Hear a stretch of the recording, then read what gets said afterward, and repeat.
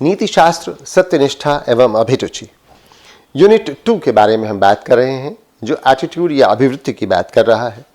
Unit 2 में 2.6 तक हम अपनी बात कह चुके हैं, जहां हमने नैतिक और राजनीतिक अभिवृत्ति के बारे में बात की। आज हम बात करने जा रहे हैं सोशल इन्फ्लुएंस एवं परसुएशन की, यानी हमारी अभिवृत्ति पर समाज का क्या प्रभाव पड़ता है और परसुएशन का क्या प्रभाव पड़ता है, अनुनयन का। अगर कोई बहुत हमें समझाना चाह रहा है, अनुनय विनय कर रहा है, तो हम कितना परसुएड हो जाते हैं। कोई मना ले तो मनाने का कितना असर पड़ता है, ये बातें हम आज करने जा रहे हैं।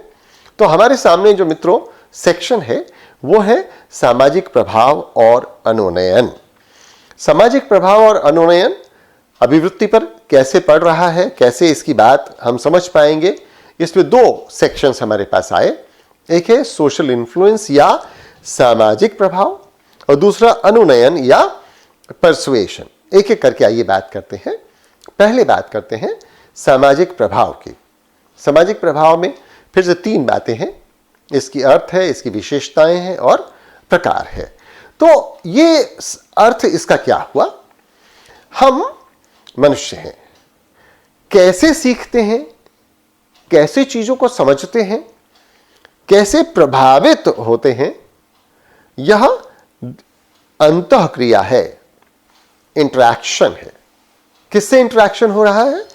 दूसरे व्यक्तियों से, समूहों से, संगठनों से, इनसे हमारा इंटरैक्शन हो रहा है। हम संगठन को प्रभावित भी कर सकते हैं और संगठन से प्रभावित भी होते हैं। तो यह हुआ सामाजिक प्रभाव हमारी अभिवृत्ति पर। सामाजिक प्रभाव किसी व्यक्ति द्वारा किसी दूसरे व्यक्ति के विचार, व्यवहार एवं भावनाओं में परिवर्तन है। ये छोटा ऊ हो गया, ये बड़ा ऊ होना चाहिए। दूसरे व्यक्ति के विचार, व्यवहार एवं भावनाओं में परिवर्तन है। सामाजिक प्रभाव के लिए देखिए, आप अक्सर जब फिल्म देखने जाते हैं तो ये मुकेश हराने की एक छोटी सी फिल्म जो शुरू होती है या मध्यांतर इंटरवल के बाद जब शुरू होती है तो ये दिखाया जाता है आपको। ये क्या है? मुकेश नामक कैंसर पीड़ित व्यक्ति का विज्ञापन, जो सामाजिक प्रभाव डालने के लिए प्रयोग किया जा रहा है। हमारे देश में हर सिनेमा घर में फिल्म की शुरुआत में यह विज्ञापन दिखाया जाता है। क्यों? जिससे अभिवृत्ति में परिवर्तन किया जा सके।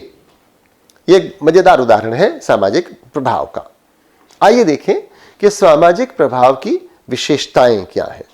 यह प्रभाव सकारात्मक, नकारात्मक हो सकता है और तटस्थ भी हो सकता है, न्यूट्रल भी हो सकता है, हमें फर्क ही नहीं पड़ता। लेकिन यह सतत है, लगातार होता रहता है। तो सामाजिक प्रभाव सकारात्मक या नकारात्मक या तटस्थ हो सकता है। यह अच्छी अभिवृत्ति भी विकसित कर सकता है और खराब अभिवृत्ति या नकारात्मक अभिवृत्ति भी विकसित कर सकता है। लेकिन यह लगातार होता रहता है, बदलता रहता है। जब भी हम कुछ सोचेंगे, समाज का प्रभाव पड़ेगा, हमारी सोच बदलेगी और उसका प्रभाव हमारी वृत्ति पर तुरंत फिर से पड़ेगा। अच्छी बुरी अभिवृत्ति इसकी मदद से विकसित हो जाएगी। यह या तो अल्पावधि की हो सकती है या दीर्घावधिक हो सकती है। सामाजिक प्रभाव कभी कभी बहुत थोड़े समय तक चलेगा और कभी कभी बहुत लंबे समय तक चल सकता है। ऐसा भी हो सकता है कि यह प्रभाव जीवन पर्यंत आपके ऊपर रह जाए। कभी तो मित्रों ये चेतन होगा और कभी अचेतन होगा। यानी सामाजिक प्रभाव सोच समझकर, जानबूझकर जब किसी उद्देश्य की प्राप्ति के लिए किया जा रहा है तो यह चेतन है।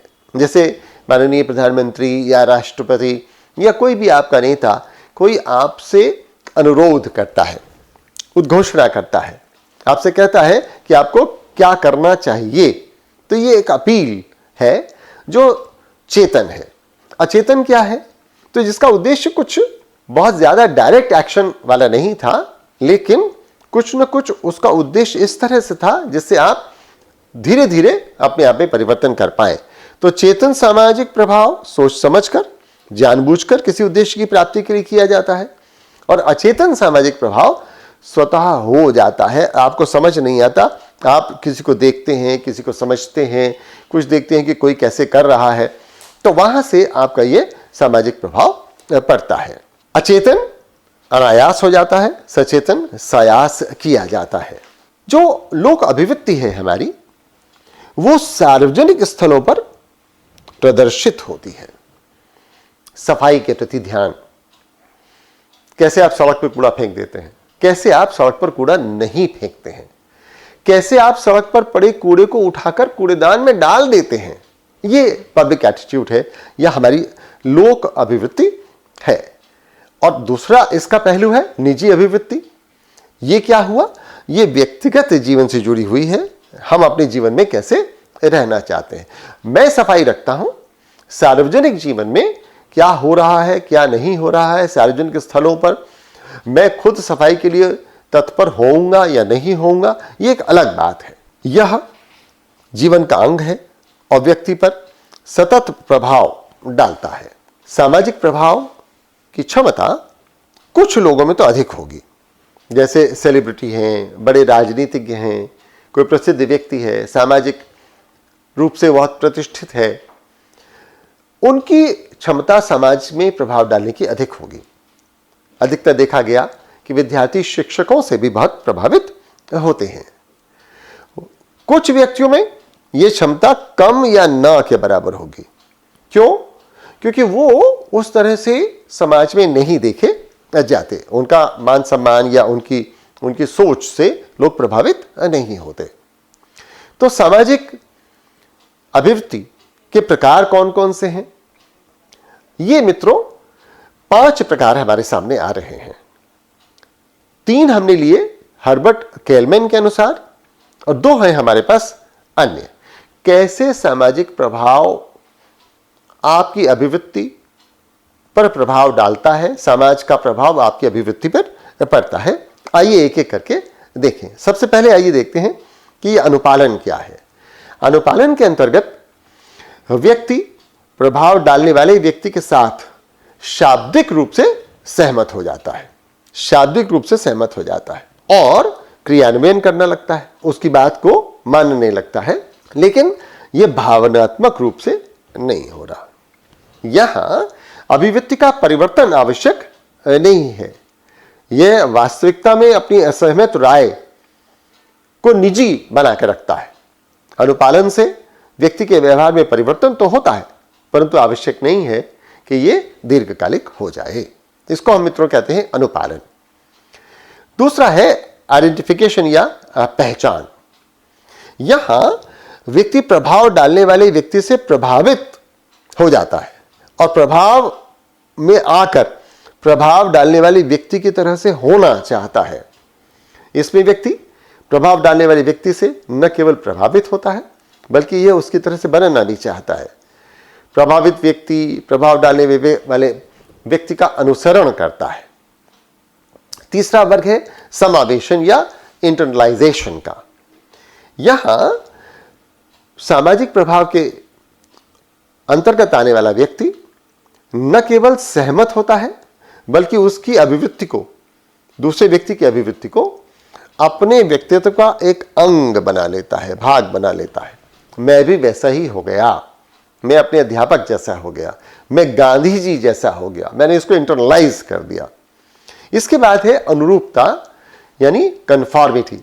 हम क्या करते हैं कि अपने व्यवहार या विश्वास को किसी सामाजिक संगठन, दर्शन समूह के व्यवहार या विश्वास के अनुरूप परिवर्तित कर लेते हैं। कोई समाज है, संगठन है, संदर्भ समूह है, जैसा वहां होता है हम वैसा ही करने लगते हैं। तो ये मित्रों हुआ अनुरूपता।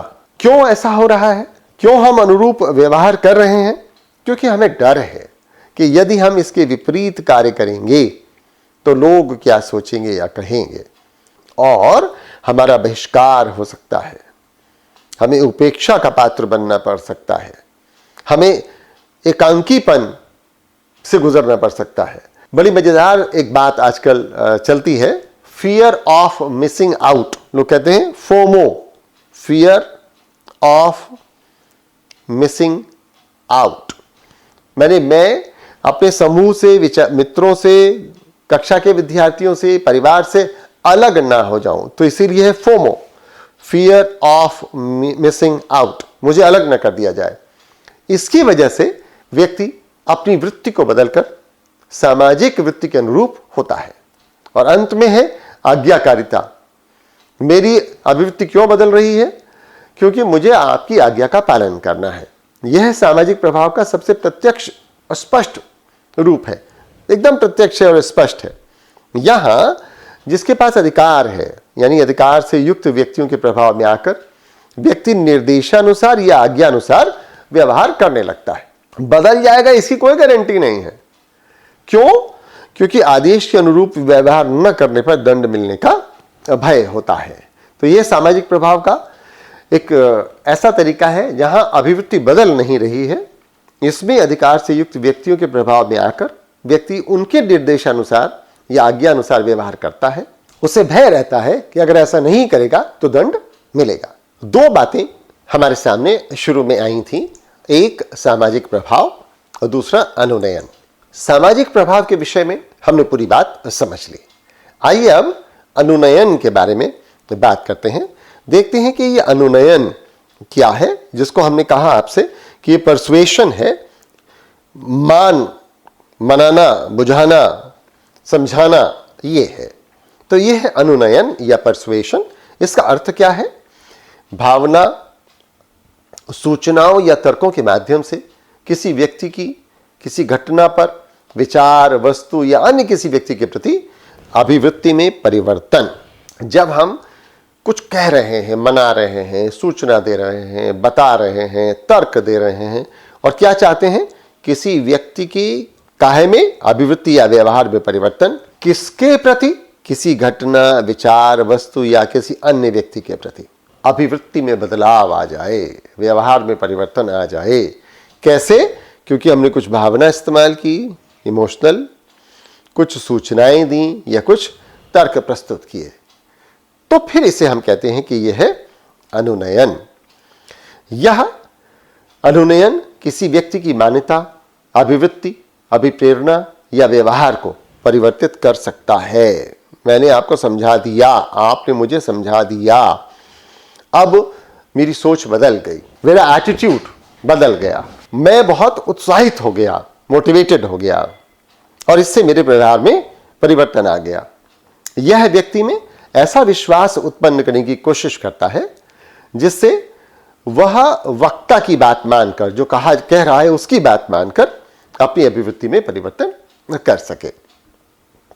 इसको सबसे पहले कार्ल होवलैंड ने प्रतिपादित किया था और यह माना था कि किसी भी विषय पर लोगों की अभिवृत्तियां उन्हें उचित रूप से सूचना देकर बदली जा सकती हैं। अगर आप उन्हें ठीक से बताएंगे, समझाएंगे तो काम वो कर लेगा, मान जाएगा।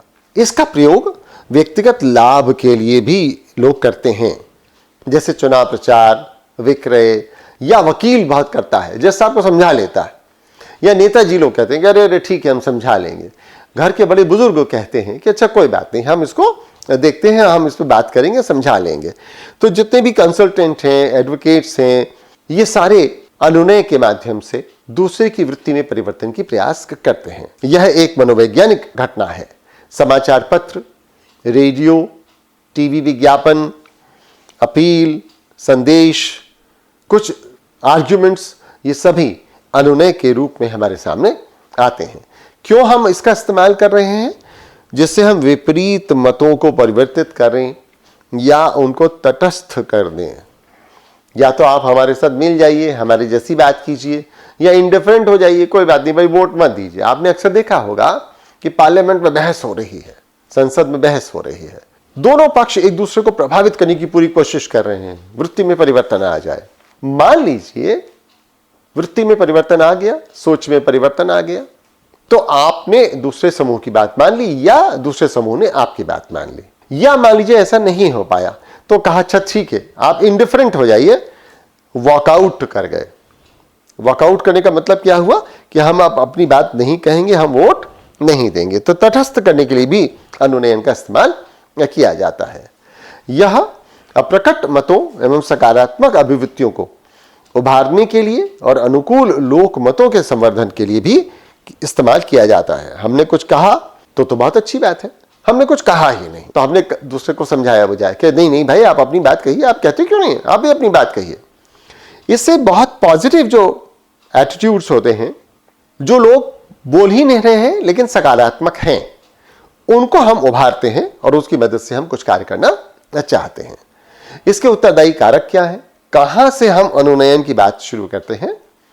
यह हम शुरू करते हैं संदेश, अपील या सूचना के माध्यम से। श्रोताओं, दर्शकों, पाठकों इत्यादि के लिए अनुनयन के लिए पहला काम यह होगा कि हम उसको कोई सूचना देंगे, कुछ अपील करेंगे या कुछ उसे निवेदन करेंगे, और वहां हम अनुनयन की मदद से उसकी अभिवृत्ति में कोई परिवर्तन लाने की कोशिश करेंगे। ये सदैव एक व्यक्ति विशेष, श्रोताओं के किसी समूह या दर्शकों के अनुरूप होती है। इसमें जो महत्वपूर्ण बात है वो ये कि सूचना के स्रोत की विश्वसनीयता या व्यक्ति की विश्वसनीयता कितनी है। अरे एक्स ने कहा, अरे प्रधानमंत्री जी ऐसा कह रहे हैं, तो विश्वसनीयता बढ़ गई। किसने कहा? किसी ऐसे व्यक्ति ने कहा जिसकी विश्वसनीयता बहुत कम है, तो फिर अनुनयन का प्रभाव नहीं होगा। अनुनयन का प्रभाव कब होगा? जब अनुनय उस व्यक्ति द्वारा की जाएगी जिसका प्रभाव लोगों पर अधिक है, उसकी विश्वसनीयता के कारण। विश्वसनीयता ज्यादा है इसलिए अनुनयन प्रभावी हो जा रहा है। यह भावनात्मक एवं तार्किक रूप से प्रदर्शित होगी और आसानी से प्रभावित कर ले जाएगी। कभी कभी हम कहते हैं इमोशनल अपील है, प्रधानमंत्री जी रो दिए, अरे साहब वो फलाने नेता आए थे, वो अपनी बात कहते कहते रो दिए। जैसे ही उन्होंने, आपने देखा कि वो भावुक हुए या रो दिए, तो आपने भी अपने विचारों को बदला, या हमने लॉजिक इस तरह की दी, इस तरह से हमने बात की। इसमें ग्रीक 3 लेटर्स होते हैं, इथोस, लोगोस एंड पैथोस। आइए एक आध स्लाइड में इसको समझते हैं कि इथोस, लोगोस और पैथोस क्या है। देखिए हमने बड़ी खूबसूरत बात समझी इथोस, लोगोस और पैथोस की मदद से। अब आइए आगे की बात देखते हैं। जो सूचना का माध्यम है जिससे हम अनुनय कर रहे हैं, वह लक्षित व्यक्ति या समूह के अनुसार होना चाहिए। संदेश या सूचना संप्रेषित करने के लिए हमें उस व्यक्ति को ध्यान में रखना होगा जिसके लिए ये सूचना जा रही है। जैसे ग्रामीण क्षेत्रों में वहां की भाषा, बोली, वेशभूषा, संस्कृति एवं धार्मिक मान्यताओं के अनुरूप आपका जो अनुनयन है वह होना चाहिए। इस अनुनयन की समस्याएं क्या क्या है मित्रों?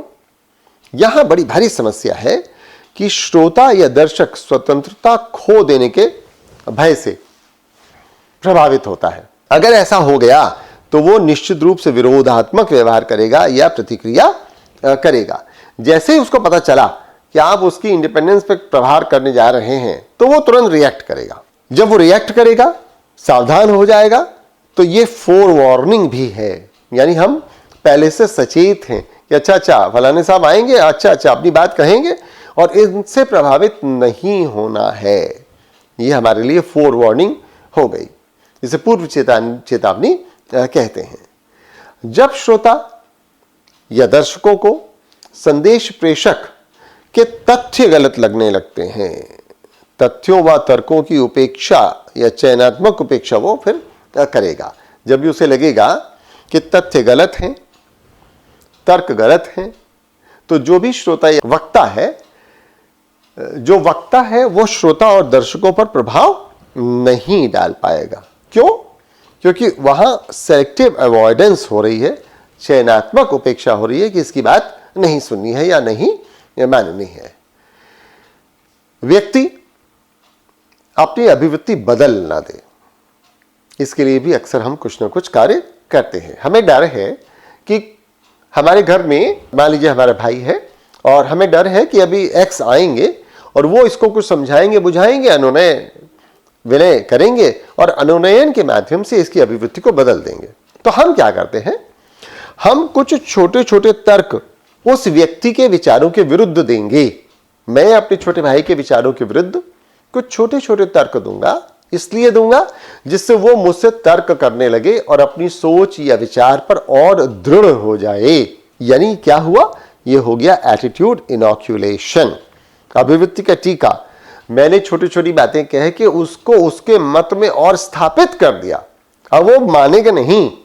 तो ये मित्रों हमारी बात हुई यूनिट 2 के सेक्शन 7 की, सामाजिक प्रभाव और अनुनयन। सिलेबस के हिसाब से तो बात यहीं खत्म होती है, लेकिन मैंने आपके लिए 2.8 भी कुछ सोच कर रखा है और उसकी बात हम आगे एक अगली वीडियो में करते हैं। तब तक के लिए पढ़ते रहिए, तैयारी करते रहिए। हमारा आपका कार्य है निरंतर परिश्रम करते रहना, प्रयास करते रहना, लक्ष्य से विचलित नहीं होना, बस करते रहना है।